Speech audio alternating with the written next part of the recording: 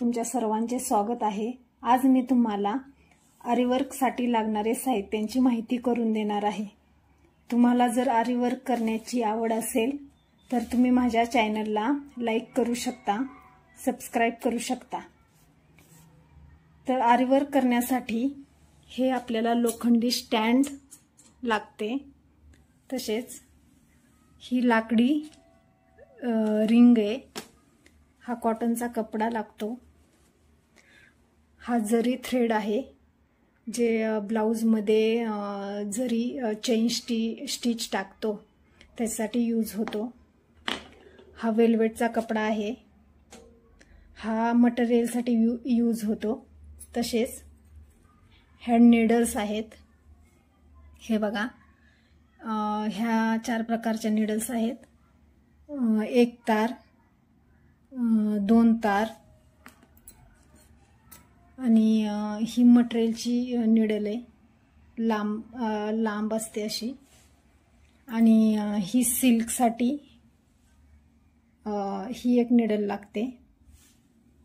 आणि ह्या छोट्या दिसतात बघा, ह्या लटकनसाठी यूज होतात, ब्लाउजला जे आपण लटकन वगैरे लावतो त्याच्यासाठी यूज होतात। ह्या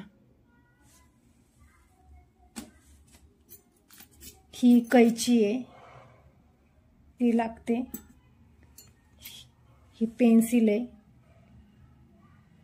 ही आपल्याला डिझाइन तयार करण्यासाठी लागतात, हे अँकरचे थ्रेड आहेत, हे ग्लू आहे, फॅब्रिक ग्लू, तसेच ही जरदोसी आहे, त्याच्यामध्ये ही नक्षी आहे बघा, आणि ही जरदोसी आहे। हा कॉटनचा थ्रेड लागतो, मटेरियलसाठी आपण यूज करतात। तसेच हे सिल्कचे थ्रेड आहेत, सिल्कचे जे काम ब्लाउज मध्ये होते त्याच्यासाठी हे सगळे सिल्कचे थ्रेड यूज होतात।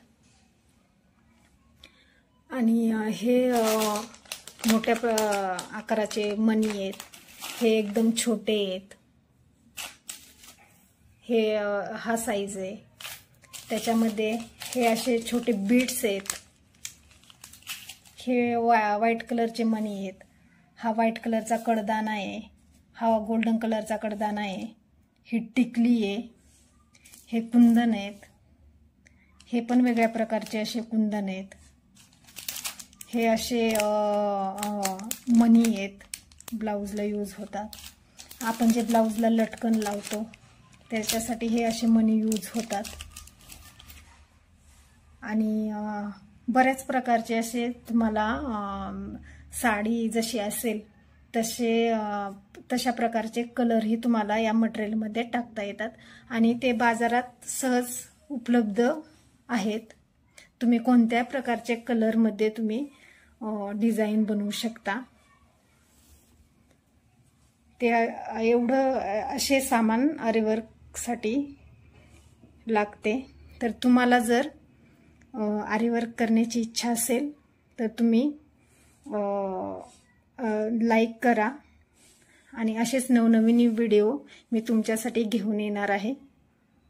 धन्यवाद।